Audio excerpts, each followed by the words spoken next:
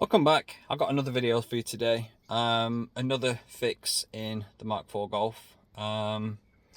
Something that's been bugging me for a really long time, to be fair. I'll show you what the issue is. So this apparently is a really common issue. The glove box tends to break. But I don't think mine's broken in the sort of traditional sense. It's usually around this clasp. Well, the clasp seems to work. Yeah, there it is. That's the issue. So as you can see, like right there, it's completely sheared off. So that is today's video. So let's get started.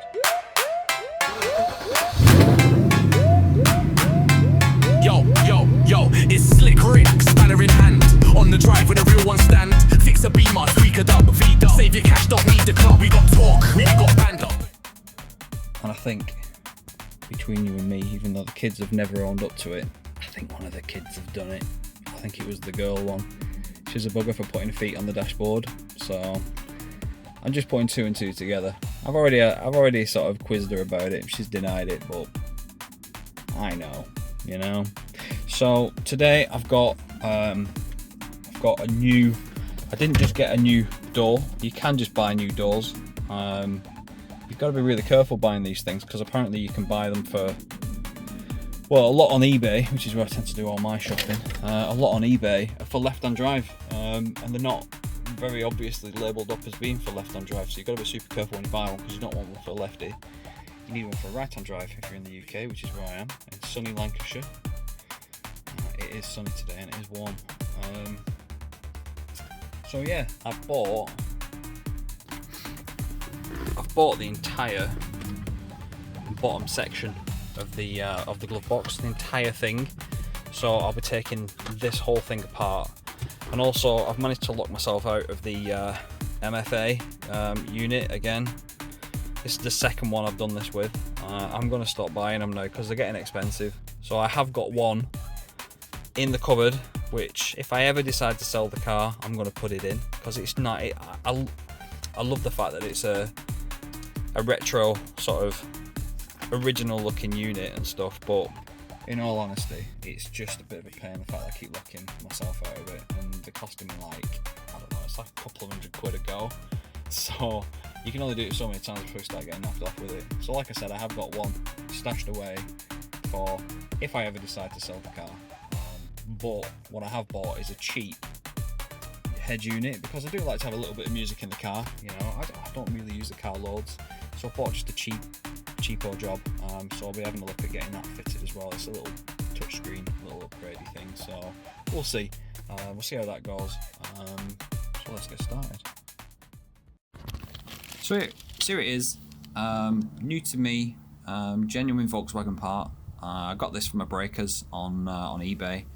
It's pretty dirty, so I'm going to give it a quick clean over, but generally speaking it's in good shape, so yeah, there shouldn't be any issues. So I've got a couple of basic tools. I've got the trusty screwdriver that helped me out with the steering wheel, that's back in play. A couple of other bits, Phillips screwdriver and a pick, just in case. And what I need to do is I've just flipped the whole thing over, and I need to get rid of the lock, and I believe you get that out by attacking it at the back. There's a couple of pins apparently, but despite the weather being nice, I'm having to use a head torch because I cannot see anything, and with a great deal of messing about, that's actually just popped out. It's really tight to get in there. There seems to be lugs all over the place, but that's it, it's out. And then I've just got to do the other out of the car so that the key fits it again. But I can get on with cleaning this now. Okay, so I've got myself a little cameraman today because I struggled before trying to show you how this thing came out. So all I did last time is I got a screwdriver, which wedged it in so that it stayed open. And put it on the other side so you can see. There you go, so that stays open, and then just inside there, there's tiny little plastic lugs, and you've got to kind of, I've using a pick just to get in there, lift the top one out, And then with the screwdriver, so if I can lift that out, and this is exactly why I can't film it myself, you've got to kind of just put a little bit of pressure on it.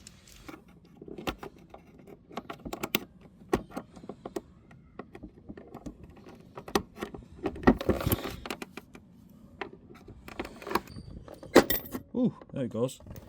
There we go. It's popped out. Well, what I was going to say is when it came out was not to lose these things, because this thing matches your key, but it's got obviously its own ideas, but fortunately 2 of the 3 have stayed in place, so it just means, oh sorry, 2 of the 3 have stayed in place, so it just means that this one goes in the middle. So like I did with the other one, I just wrapped a little bit of tape around it so we don't lose anything, and then that needs to be popped in the other unit.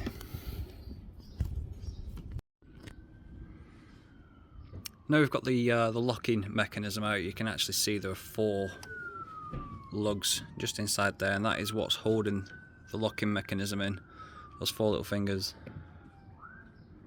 I was just having a little look and I noticed on the floor this tiny little spring. If yours comes out with the same sort of force mine did, look out for those little springs, honestly you need them. That's what pushes all the mechanism. When you push your key in, it's what pushes all the mechanisms around on the inside, so you definitely need to keep those. So what I've just done is I've just flipped it over, and you can see there is a little sort of circular shape. So to slot that back in, there's a little circular shape which the little tiny spring sits in, and then that literally just drops in as I rotate my hand round, and then you just need to make sure that all stays together. I might actually just pop it straight back in the new one so I don't lose anything. So all I've done is I've just carefully sort of placed that in. It feels like there's a bit of a recess for it to sit in, and you just push and it clicks, and that is in position now, and that should fit my key now. Just give it a little test.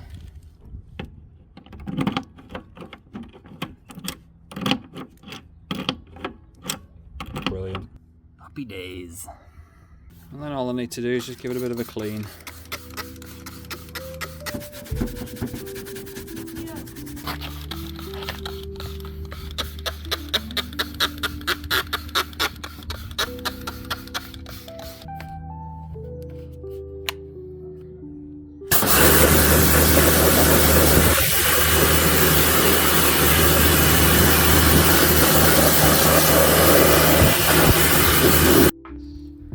And then I'm just going to leave that on top of the shed to dry out for a bit in the beautiful sunshine.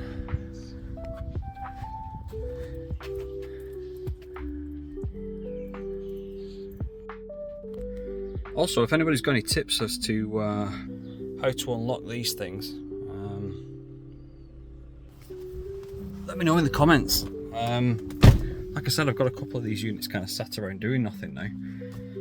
Seems a shame, I might as well kind of pass them on or whatever. So unless anybody wants to buy one, you know, I've got one going cheap. It needs the code sorting out, but it worked up until then.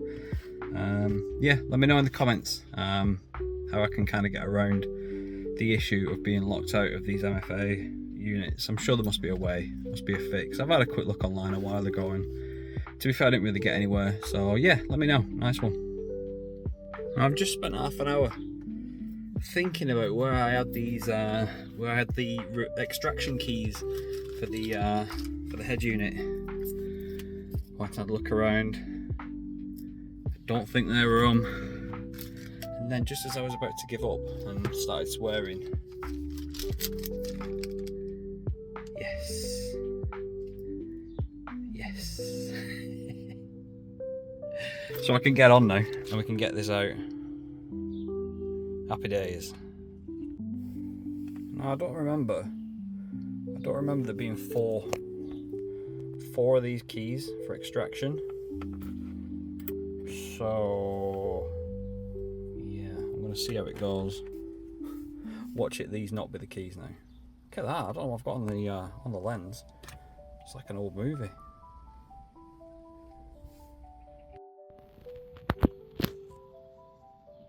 So it turns out I'm not thinking. The reason why there's 4 keys, and this is how you get rid of, oh sorry, this is how you remove the standard factory radio in the Mk4 Golf, and that's because I've just been having a close look.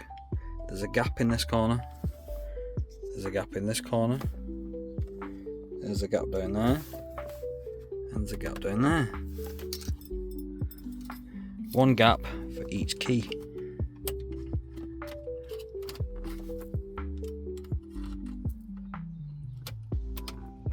So one goes in there. Looks like they go this way around.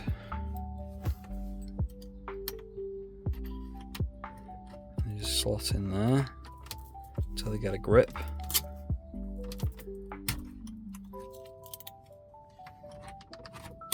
Oh, there we go. That was good. Let's try that.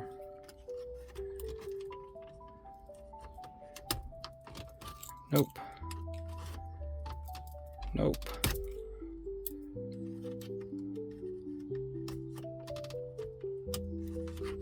Ah, there we go. So yeah, slide these things in this way for this corner. It's under this button, and you push it till you get a click like that, and then on this side, so this way in, under the button, come on, and push it till you get a click. Then there you go. Each click is releasing something on the inside, and then it just pulls out. Nice and simple.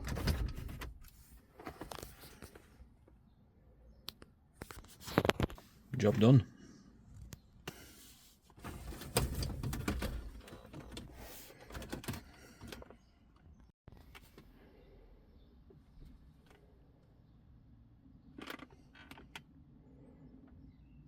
So here we are, we're back on the step. I've got a couple of new boxes here. I'll just quickly show you because I'm literally running out of battery. So this is what's going to replace the old standard unit. Standard, it's got a reversing camera and all that kind of stuff, which I'll probably not use any of that. And then it's got a remote control which goes on the steering wheel, which I won't use that either. It's got a remote, which I probably won't use that either. And the whole thing is, oh, I can't get it out. The whole thing is way smaller than a standard VAG one.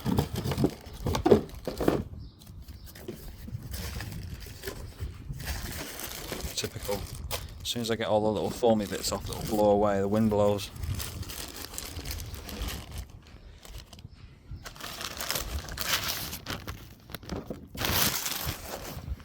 So that's it.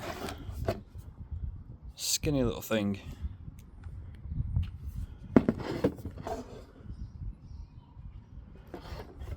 But I went for this one because, well, for 2 reasons. One, it was cheap. Believe it or not, it was 25 quid, brand span. Good old Temu.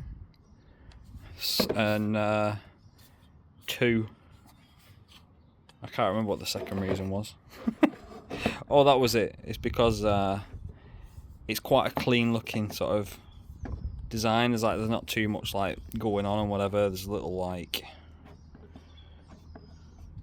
little card reader and stuff, and it's all quite simple and clean, which I kind of liked. So yeah, I'm going to throw that in. I've got to wire up these things, but they look like standard VAG ones, which you've just seen. I've just took out. Oh crap! Come here. Which you've just seen. I've just taken out. So what I might do is I might just risk it for a biscuit and just throw it in. See what happens. So that's the unit, which is really, really lightweight, and the cage to go with it, and that's it.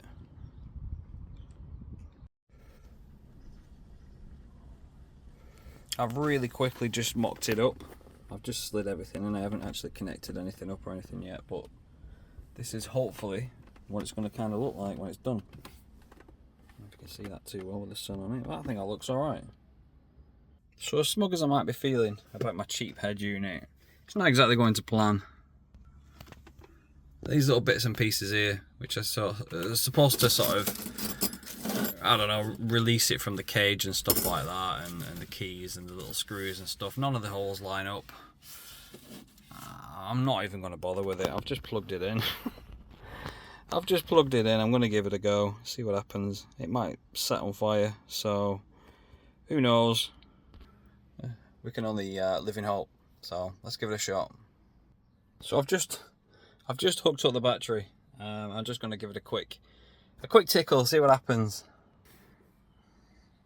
Excuse the mess. And oh, hello. It's alive. Let's take this off. Ooh. Shiny. It's got music. Nice one. Well, that was worth the risk, just plugging it in. It seems to be working. Might try and get a couple of stations on the radio now. See what happens, but that's one job done. To be fair, I've not actually secured it in yet, so that is a job for the future. But I might end up using the reversing camera or something like that. So at the moment, I'm just going to leave it for now. I'm just going to leave it in there, get used to it, tune it all up and stuff, and just get used to having some music in the car again. Because that one that I've just taken out has been locked for about 2 years. So there's been no noise in the car. But you know, when you've got turbo whooshy noises, you don't really need music, do you? It makes its own music. So it's the next day. I cleaned everything up yesterday for the install of the glove box, and I fitted the head unit, be it temporary, but it's in there. I'm going to leave it for now in case I decide to wire up the rear view camera and stuff like that, and just while I figure out a bit more of a plan about what I'm going to do next. But I'm going to crack on with the glove box swap now, so let's get started. So I've set the camera up now. The camera is pointing at the glove box area. I'm going to just get the passenger door open and I'm going to start.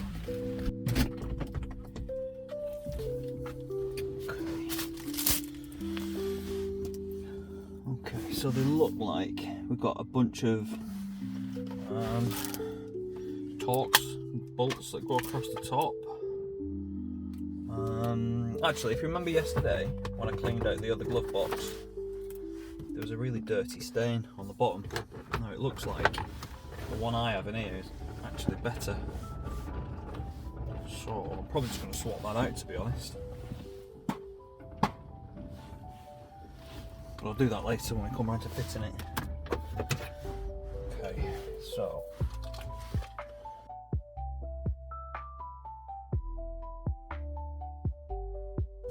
that's 6 screws that have come out at the moment, and I believe there's one behind here. Yes, there is. I can see it. It's there. Might be able to get in through the dash to get that last one. It's often nice to when you've got a piece that you're replacing with another piece, because you can look at the other piece to see how it comes out. I believe it should just be a case of pulling it out. There you go. Don't think there's much else holding it in. I don't think.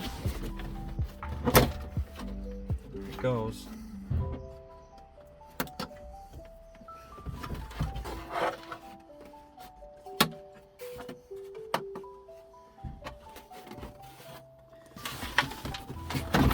Now I've taken the actual dash out, I can see there's a crack all the way across the dash, so the whole thing is broke, to be fair.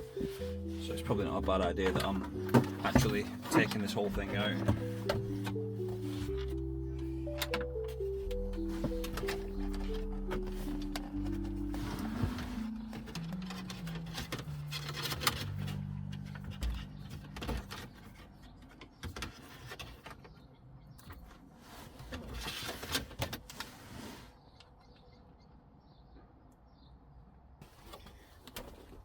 Okay, so it should just be a case of offering this up. So I need to my light back in. There's a interior light which needs to be clipped back in, because I took that off the other day for when I cleaned it out. So that just needs popping in on the inside. Power goes in there.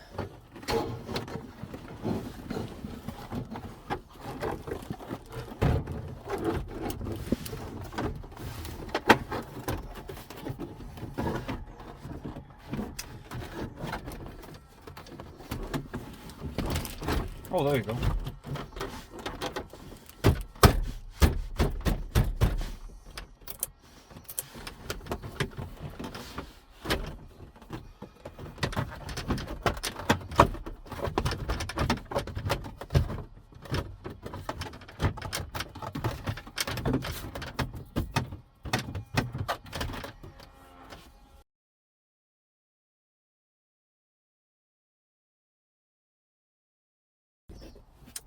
And the one that's left should be the one that attaches inside the dash, but seeing as that's broken, there's not really much I can do about that, so we have a spare. That's good, isn't it? Put it in the bag of spares. So this little inlet, insert, whatever, inlet, I'm going to swap it out because that one's got a big dirty orange rusty stain on it. This one's not perfect, but it's not stained up, which is good. That can go in there. That's it.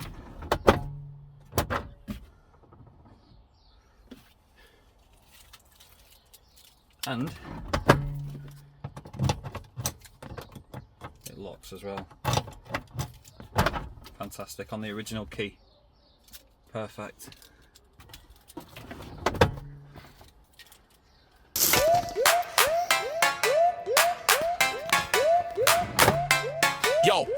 Yo, it's Slick Rick, spanner in hand. On the drive with a real one stand. Fix a beamer, tweak a dub, V-dub. Save your cash, don't need the club. We got Torx, we got band up. So that's it for today's video. 2 jobs done, which have been driving me mad for ages, to be fair. I'm kind of glad they're done, to be honest, and they really didn't take that long. So if you're having trouble with your glove box, might want to consider doing what I did and just buying a complete unit. It comes out really easy. It's like no messing about. And yeah, so like and subscribe. Hopefully you found the video useful, and I'll be back with an update soon. Thanks. Old but gold. In the garage under the bright light, Slick Rick's got the tools ready to ignite. With a wrench in hand, he shares his know-how. Teaching the world, come on, let's get it now. Oil changes, brakes, and mufflers too. He's breaking it down, showing what to do.